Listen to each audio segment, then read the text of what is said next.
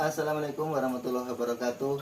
Alhamdulillah pada kesempatan malam ini bertepatan dengan malam Jumat dini hari, kita ngobrol santai, ngobrol sambil menikmati air putih ala kadarnya. Ini bersama dengan Gus Mahfud Musyahadi dari Pondok Pesantren Al Hidayat Nggerning di Geneneng, Kabupaten Pesawaran. Selamat malam, Gus. Selamat malam menjelang pagi. Sehat? Alhamdulillah. Kayaknya tambah gemuk lagi, gempi ya. Ngobrol-ngobrol nyantai ini. Ini tinggal beberapa hari lagi sudah kita ketemu dengan momen spesial untuk santri. Kita diberikan hadiah oleh beliau, Mbah Jokowi, presiden tercinta kita. Santri dihadiahi dengan Hari Santri 22 Oktober sebagai bentuk perwujudan penghargaan untuk santri Indonesia. Menurut jenengan, santri itu sebenarnya seperti apa sih, Gus? Sebelumnya saya menjawab santri itu kayak apa, itu memang sudah sepantasnya. Kalau santri itu ada harinya tersendiri, itu sudah sangat pantas sekali. Bahkan pendidikan di Indonesia itu yang pertama kali ada ya pendidikan pesantren itu, walaupun dianaktirikan, nggak pakai diurusi maksudnya kalau pemerintah. Hal itu adalah cikal bakal pendidikan di Indonesia itu. Nah, santri itu aslinya ya sama. Santri itu kan bahasa Sanskerta. Sama, santri itu ya murid. Murid itu ya siswa. Cuma kalau santri itu lebih spesifik ke pesantren, ke pondok pesantren. Jadi kalau namanya siswa yang ada di pondok pesantren itu adalah santri. Nah, kalau santri ya tentu gurunya kiai. Itu aja. Jadi kalau siswa belum tentu gurunya itu kiai. Kalau santri itu kudune harusnya gurunya itu adalah kiai. Berarti intinya seseorang itu bisa dikatakan santri karena dia memang nyantri, berguru kepada seorang kiai. Terus dulu jenengan itu di saat nyantri itu susah senangnya santri itu seperti apa? Ya hidup segan mati tak mau lah. Oh gitu. Iya, segan mati, karena apa ya, setiap hari itu selalu di gudak-gudak itu apa di cekoki lah, dijejeli atau apa? Dijejeli apalan karo belajar, sehingga setiap hari itu harus belajar, harus menghafal. Kalau nggak menghafal atau nggak belajar, nggak bisa baca, nanti akan ada hukuman. Gitu. Berarti sehingga rasanya setiap hari itu kayak gimana gitu hidupnya, sampai hidup segan mati tak mau. Oh, berarti kehebatan seorang santri ketika baru pulang dari pondok bisa langsung tampil di depan masyarakat dan lain sebagainya itu memang di dalam pesantren itu sangat luar biasa dalam menggodok keilmuannya santri itu sendiri ya. Karena kerja keras. Kerja keras, baik itu di bidang keilmuan atau di bidang keahlian atau skill.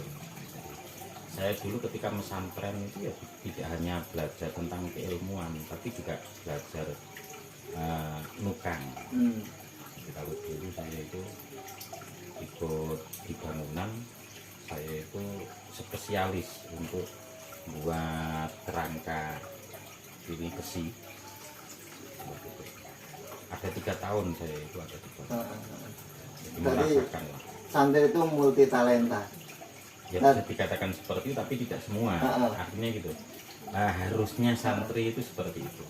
Dan satu lagi, saya melihat santri itu dia bisa hidup dalam kondisi seperti apapun, dalam jenis masyarakat seperti apapun. Ini kok bisa seperti itu ya? Ya Kenapa? sebenarnya walaupun nggak semua sih, kebanyakan santri itu bisa seperti itu. Karena apa? Karena dia ketika mencari ilmu itu tujuannya nggak macam-macam. Dia hanya tujuannya itu menghilangkan kebodohan dan mencari ridho Allah. Gitu. Sehingga ketika dia hidup di tengah-tengah masyarakat, dia nggak mempertimbangkan oh saya ini seperti ini, saya seperti ini, enggak.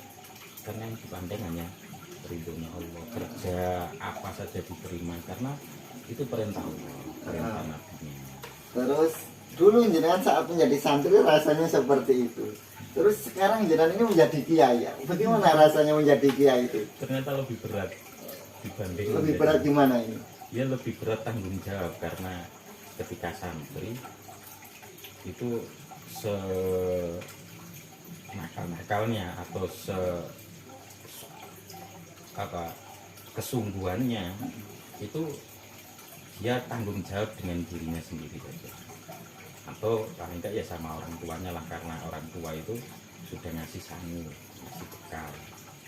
Tapi ketika sudah jadi kiai itu kan tanggung jawabnya nggak hanya pada diri sendiri, bahkan pada diri sendiri, keluarga, santri yang diasuh. Tapi kan bukannya, kalau saya sendiri melihat seorang kiai itu luar biasa. Sudah tidak seberapa untuk menghafalkan ngajinya, terusnya dan sebagainya. Banyak yang datang bawa ini bawa itu, bawa amplop segala. Itu kan dalam hal itunya dilihat oleh mata telanjang keadaannya seperti itu. Tapi pada hakikatnya paling enggak kalau malam, kalau sendiri, kadang dia akan merasakan ya pemikiran-pemikiran yang harus dipecahkan untuk besok, gimana supaya santri bisa maju, gimana santri itu bisa pinter-pinter, gimana santri ke depan itu bisa jadi anak-anak yang berguna, walaupun semua itu tetap atas kehendak Allah nantinya, tapi kan harus ada usaha. Berarti menjadi santri itu susah payah untuk mendapatkan ilmu, paham ilmu dan sebagainya. Dan ketika menjadi kiai lebih payah lagi karena tanggung jawab mengamalkan ilmunya dan juga menjadi tauladan. Itu sama seperti ini, jomblo itu tidak enak. Tapi ketika sudah nggak jomblo, punya istri, punya anak, bukan kok tambahnya tanggung jawabnya lebih besar dibanding dengan jomblo. Terus ini yang terakhir, jenengan menjadi santri sudah, menjadi kiai sudah, dan juga yang satu ini menjadi mantu kiai. Apa susah senangnya menjadi mantu kiai itu? Ya sama aja lah, kayak mantu-mantu yang lain itu. Sama aja kan, sama-sama jadi mantu, punya mertua, punya istri kan sama. Tapi kan rasanya beda di saat jenengan itu posisinya menjadi santri, di saat jenengan menjadi posisi sebagai mantu kiai, di saat satu sisi jenengan juga menjadi seorang kiai. Ini menjadi dua sisi yang berbeda. Kalau menjadi santri berarti susah payah untuk menghafalkan dan sebagainya, menjadi kiai dengan tanggung jawabnya. Kalau menjadi mantu, ya sebagaimana seharusnya mantu itu bagaimana. ini bagaimana seorang mantu yang baik itu, coba? Ya, ngerokok Gus ya? Iya, mantu itu kan ya istilah mertua itu kan hanya sekedar istilah. Jadi kalau pada hakikatnya kan orang tua juga. Jadi ketika kita itu bisa menghormati orang tua, maka harus bisa juga menghormati mertua, karena itu sama-sama orang tua kita. Tapi mungkin lebih enak jadi mantu kiai ya daripada mantu kan kiai. Ya saya juga nggak tahu sih. Belum pernah merasakan. Pernah merasakan. Berarti dicoba. Tambah satu lagi biar jadi mantunya saudagar atau petani. Ya. Ada cita-cita? Saya kira kalau urusan itu urusan takdir. Jadi saya juga nggak tahu. Intinya berarti tetap mau istri satu, Tapi kalau memang takdir itu berkehendak lain juga dijalani gitu. Kalau saya lebih ke seperti air mengalir gitu aja gitu. Jadi nggak pernah Kebayang. ada bayangan, nggak pernah ada tuntutan, nggak pernah, yang penting mengalir gitu. Yang penting bisa membahagiakan sampean tanya sama saya apa aja saya jawab. Berarti hidup itu yang paling nyaman itu yang mengalir.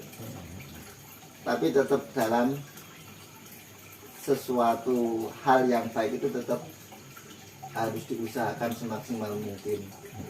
Tapi kalau untuk masalah harim ini harus mengalir ya. Ya seluruhnya. Kalau saya prinsip hidup itu ya yang penting setiap hari itu kita jalan, jangan berhenti. Terus sampai harus jalan terus. Dia mengalir terus. Bukannya harus kadang-kadang berhenti juga. Ya silakan. Kalau mau berhenti silakan. Kan gitu. Jadi hidup itu kan nggak hanya apa namanya anggota badan.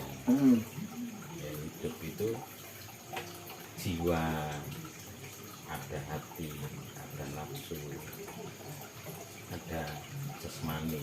Jadi ketika kita mengatakan berjalan atau bergerak, belum tentu yang dikatakan itu adalah jasmani.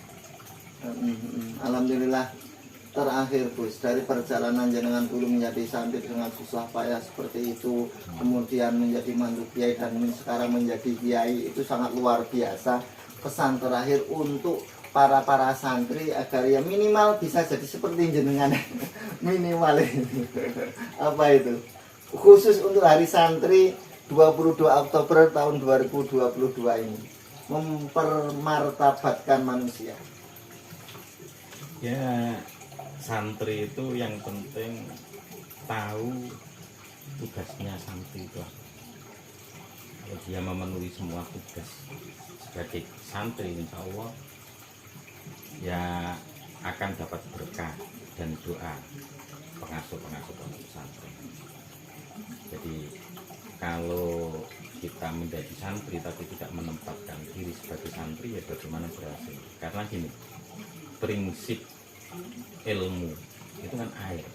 Ketika misalnya air itu ada di teko, supaya bisa masuk ke gelas, maka gelas itu harus ada di bawah, tekonya yang di atas. Posisi santri itu gelas ini, maka gelas itu harus selalu di bawah.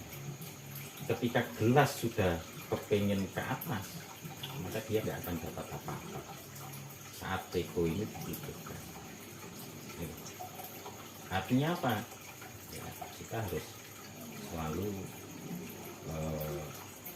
berakhlak, santun, beradab, menghormati sama kiai-kiai kita dan keturunan. Sangat penting sekali, karena dari situ insya Allah kita akan mendapatkan keberhasilan. Karena kalau di dalam qaulul ulama itu laulal murabbi ma'arad murabbi. Jadi seandainya nggak ada guru, nggak ada kiai, kita nggak kenal siapa Tuhan. Lah kita tahu Tuhan kita itu sangat penting. Itu yang akan menyelamatkan kita. Nah, biaya penyelamatan di akhirat itu kan seharusnya mahal sekali. Kalau hanya kita salaman nyium tangan itu kan masih kecil kan gitu, dibanding dengan kenikmatan besok.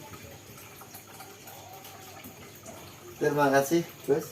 Alhamdulillah para pemirsa PPFU TV yang berbahagia dimanapun berada, bahwasanya ketika seorang santri ingin meraih makom derajat seperti guru-gurunya, masayikhnya, maka seorang santri itu harus menempatkan dirinya sebagai seorang santri yang selalu dalam sam'an wa ta'atan atas segala sesuatu aturan yang ada dalam pondok pesantren, dan perlu sangat ditekankan yaitu akhlakul karimah yang selalu harus dijunjung tinggi, karena al-adab fauqal ilm.